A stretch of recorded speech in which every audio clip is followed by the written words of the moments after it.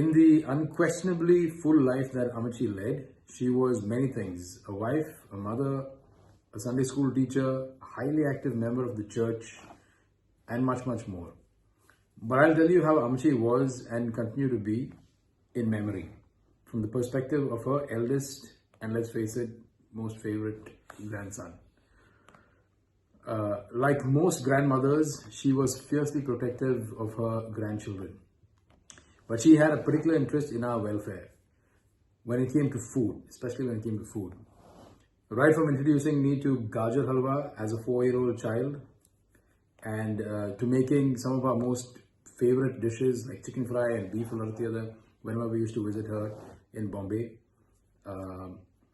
And now I'm not particularly that fond of fish.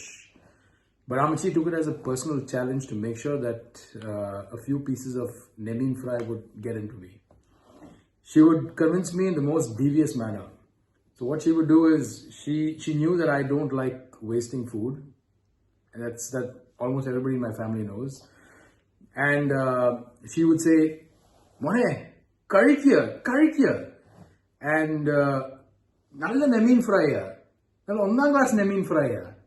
1000 rupees കൊടുത്ത് വാങ്ങിയ nemin fry.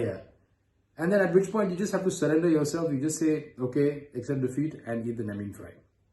I think even you have a similar experience with Ammachi asking you to eat something, right? Of course, I think yes. every grandchild, or yeah, even you as well. Yeah, whenever I used to come back home after a really hectic day, she would be there to make sure that I had food. I used to be so zapped that I cannot eat, but she'd make sure that I eat. And she used to run behind me saying, "Curry kill." So she made sure I had food in my body whenever I didn't want to have food. Yeah, I at one point Ammachi was just not an Ammachi. She was also my roommate when you were away sailing. Yeah. So that's why I feel grateful that before we flew back to Netherlands, we were able to meet her one last time, just a few weeks ago. Yeah.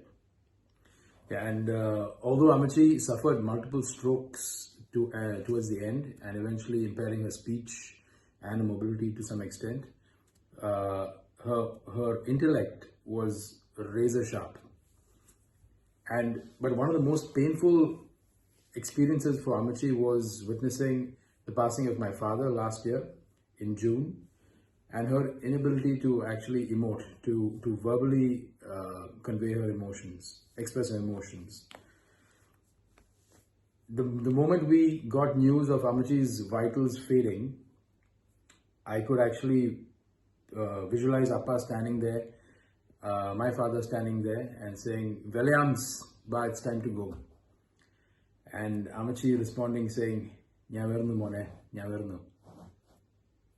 We'll miss you, Ammachi.